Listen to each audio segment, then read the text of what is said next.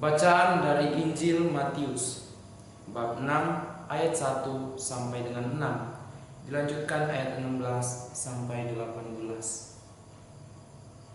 Dalam khotbah di bukit, Yesus berkata kepada murid-muridnya, "Hati-hatilah, jangan sampai melakukan kewajiban agamamu di hadapan orang supaya dilihat.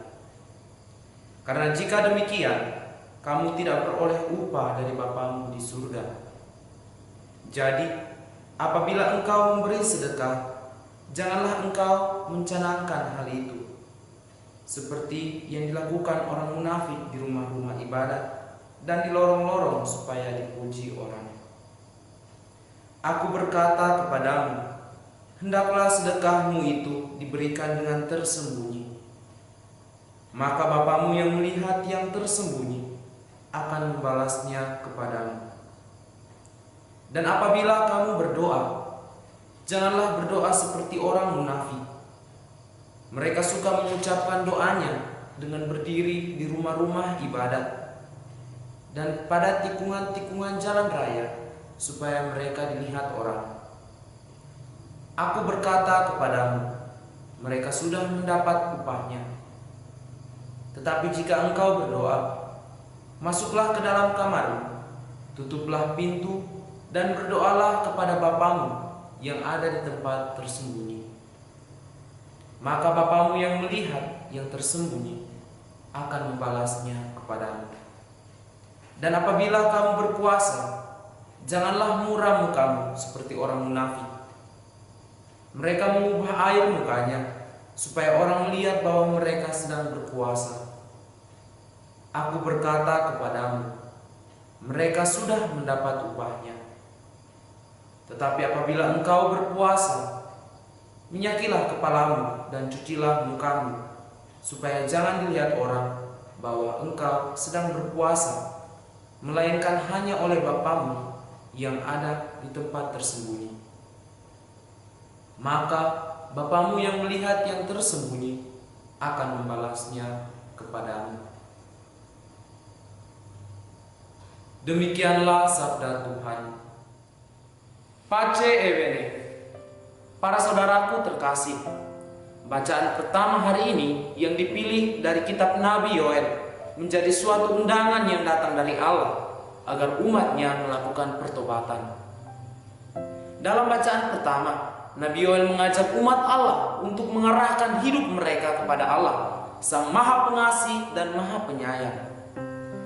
Nabi Yoel mendorong umat untuk melakukan pertobatan karena telah berbuat jahat. Seruan profetis yang diungkapkan Nabi Yoel menawarkan harapan baru bagi bangsa Israel akan keselamatan yang hanya datang dari Allah. Pertobatan merupakan langkah terbaik untuk memulihkan relasi mereka dengan Allah. Dalam surat keduanya kepada jemaat di Korintus, Rasul Paulus menyampaikan secara jelas bahwa keselamatan yang dikaruniakan Allah terlaksana di dalam dan melalui Kristus.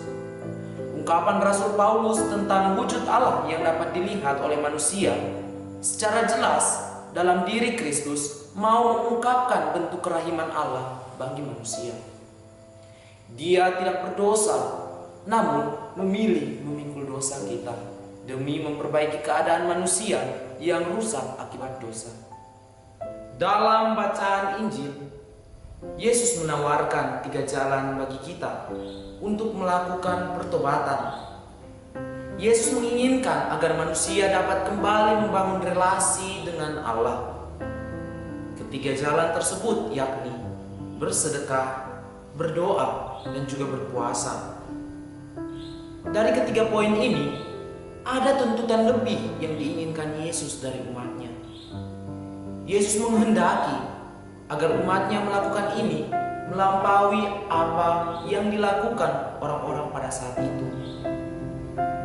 Sedekah, doa, dan puasa menjadi sarana untuk menegaskan penyerahan diri pada kehendak Allah. Yesus tidak pernah melarang orang untuk berpuasa dan melakukan kebaikan. Yesus hanya mengkritik cara orang melakukan pertobatan dengan motivasi yang tidak sesuai dengan apa yang Allah kehendaki. Lantas, apa yang bisa kita refleksikan secara bersama setelah mendengar bacaan-bacaan suci hari ini? Dalam keseharian hidup ini, kita selalu mengupayakan perbuatan baik.